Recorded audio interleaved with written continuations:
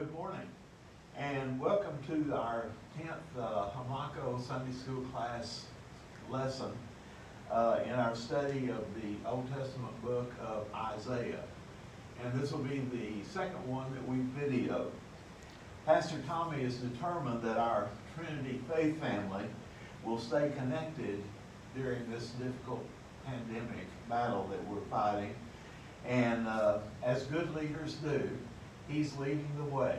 So I intend to follow. And I pray that in some way our efforts will be a blessing to all of us. As you know, next Sunday is Palm Sunday. And the next Sunday, of course, is Easter. As I mentioned in HAMACO Happenings, we arrived somehow, I think this was a God thing, we arrived somehow at a perfect place in Isaiah to move directly into one of his powerful prophecies thought by many to presage the Messianic event. So rather than end our Isaiah series now, we'll extend it for a bit. Let me read to you from Isaiah one verse from chapter 52, verse 7.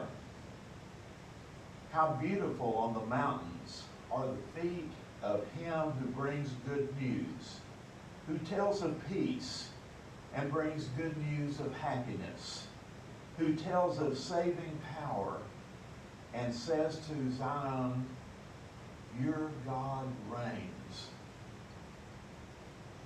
That isn't in the body of our text, but I couldn't help but begin our lesson with that verse.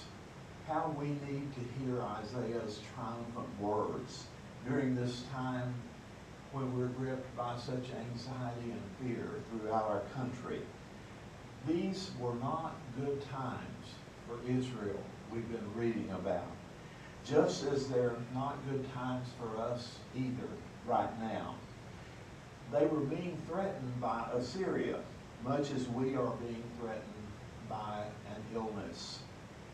On a side note, to explain and set the scene a little bit, Israel was bordered to the north by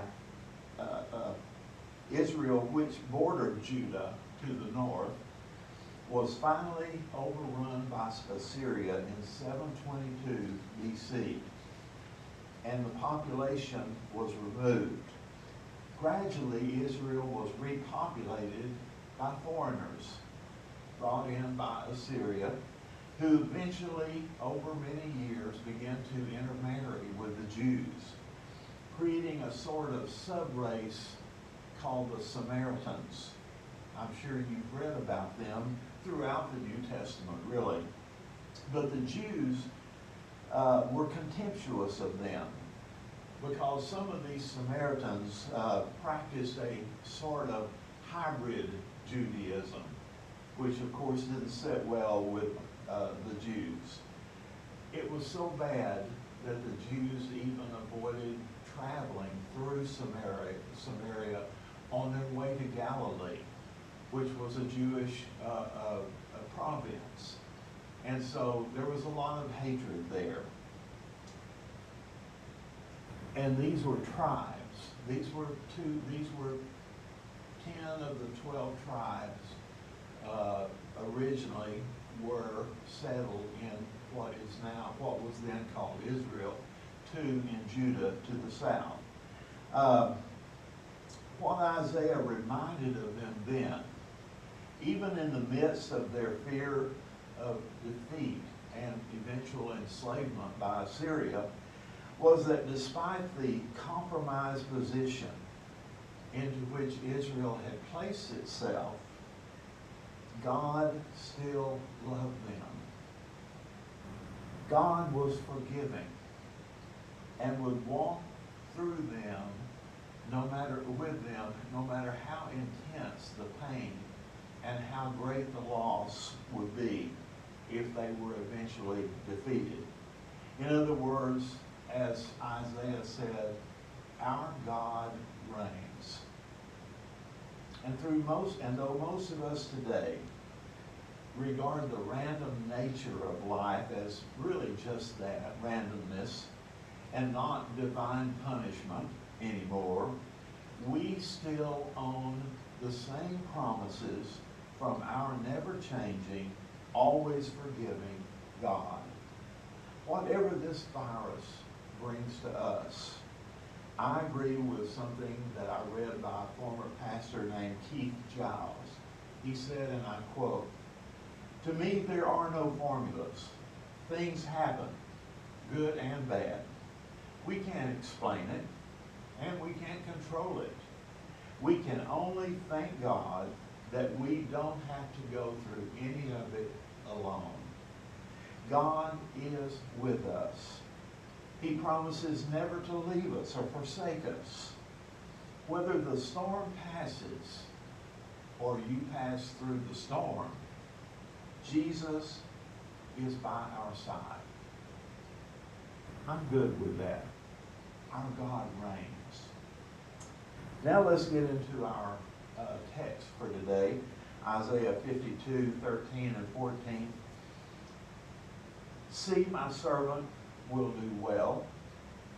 He will be high and lifted up and highly exalted. There were many who were astonished at him. So marred was his appearance beyond any human semblance, and his form beyond that of mere mortals." What we just read is a portion of what is commonly called the 4 sermon songs. This is the last one of them. They're really poems written by the anonymous second Isaiah.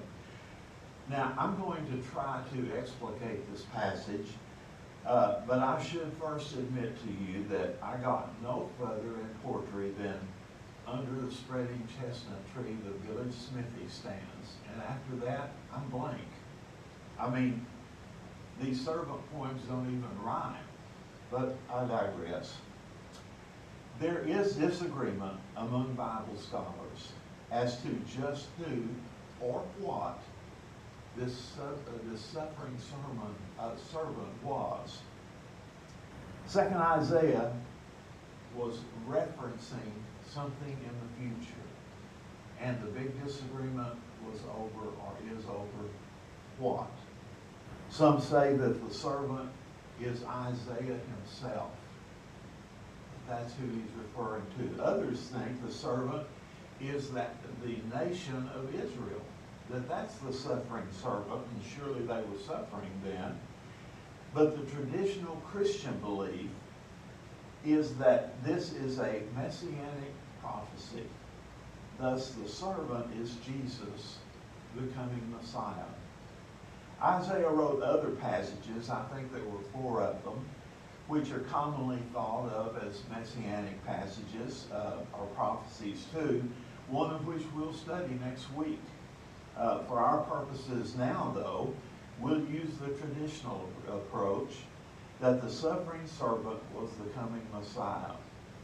In Acts 3:13, Peter says this: "The God of Abraham, the God of Isaac, the God of Jacob, the God of our fathers, glorified his servant Jesus."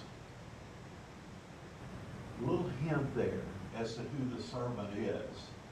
I went to one of my commentaries, the Interpreter's Bible, and its exegesis comments this way, quote, "Peter's reference to Jesus as the servant of God would have brought to the minds of his Jewish hearers the passages in Isaiah that describe the Messiah as the servant of the Lord." So let's assume this is a messianic prophecy we're dealing with. Now, it's no secret among worshipers that Jesus is to be, quote, "high and lifted up and highly exalted." But there is a caveat there that we really need to understand before we proceed. Before Jesus was high and lifted up and highly exalted by believers, he lived a very difficult life. And he suffered a slow, torturous, humiliating death on a cross. he was executed by legal authorities as a common criminal. If there was just one argument against the death penalty, surely that would be it. Except for Jesus, no innocent person has ever escaped death. Of course, that's just the opinion of a prison minister. Still, whoever wrote "Life is just a bowl of cherries" must have been living on a different planet, because it's not easy now, and life certainly wasn't easy then. For before Jesus was, quote, lifted up and highly exalted, there were many who were astonished at him. So marred was his appearance, beyond human semblance, and his form beyond that of mortals. I would suspect, from all I've read about the cruelty of Roman crucifixion, that this is an accurate description of how Jesus slowly died. And I'm always taken aback to hear certain preachers say so alluringly, with such seductive positivity, that if you only believe, you'll reap all the earthly rewards you desire. That if you just plant a little seed money, etc., etc., etc. I don't know about you, but I've been a Christian for a long time, and that does not describe my life. I must have missed something. But then I remember how Jesus died, nailed on a cross, and I know that the hills and valleys of my life have nothing to do with God's love for me. They're totally separate. Now, I do wonder how those preachers describe Good Friday. It would be interesting. One of my favorite writers, Philip Yancey, wrote this: "Grace is free only because the giver himself has borne the cross." To fully appreciate Isaiah's meaning in this final verse that I'm about to read, is verse 15. Try to imagine the conditions under which Isaiah's generation lived. Remember, he prophesied for about 40 years when the northern kingdom, which of course is Israel, was decimated by Assyria. Existence itself was a day-to-day challenge for most Israelites because of high taxes. I guess nothing ever changes, does it? Extreme poverty, sadly the same is true, and oppression by their leaders. Assyria was the superpower of the region, and its armies were brutal. According to Bible scholar Dave Clem, Assyria had demanded ransom from Israel, which if paid would ensure their autonomy. But Israel refused. So Assyria went to war with them, and they defeated Israel and set up an Assyrian government right there in Israel. The strongest, most talented, best educated Israelites were dispersed from Israel to various vassal states that Assyria controlled. Judah, the southern kingdom, knew they would probably be next, as they were a few or over 100 years later. It was in the throes of these hard times that Isaiah wrote this verse 15. So shall he, the Messiah, surprise many nations. Kings will shut their mouths because of him. What they had never been told about him, they'll see. What they had never heard about him, they'll understand. That text has more meaning now, doesn't it? Our God reigns. You'll see. What a statement of faith, thrown in the face of overwhelming power. Throughout history, such bravery has been referred to as speaking the truth to power. And there is no better example than Isaiah's faithful affirmation, which we just read. In an earlier passage in chapter 29, he had shown the same certainty as he quoted God saying, "Therefore once more I will astound these people with wonder upon wonder. The wisdom of the wise shall perish. The intelligence of the intelligent will vanish." Paul echoed that in 1 Corinthians chapter 1. He says, "For the message of the cross is foolishness to those who are perishing, but to us who are being saved, it is the power of God.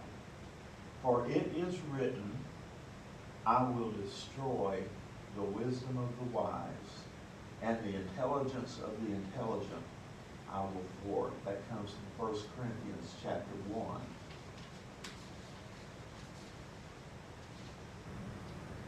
What a great model for us to follow during this, our time of great anxiety. We're depending on our scientists and doctors and nurses and political leaders to do so much, as well we should. But in the end, everything has always been in the hands of God, and that will never change. Trust God. Whatever happens, however you're affected, put your hand in the hand of God who calms the waters. And let your attitude be as sure as Job's triumphant cry after he had lost everything. He said, "I know that my Redeemer lives, and that in the end he will stand on the earth." I believe that. I hope you do too. May we pray. Father, thank you for your word. Thank you for giving us hope, for giving us something to believe in, for knowing that you stand by us no matter what. We take that, Father, and believe it, and trust you, and put our whole lives which you gave us, at the foot of your throne. We pray that you will watch over all of our friends, our church. Be with the people in this world, Father, who are so badly affected by this virus. Bring healing, we pray. In your holy name, amen.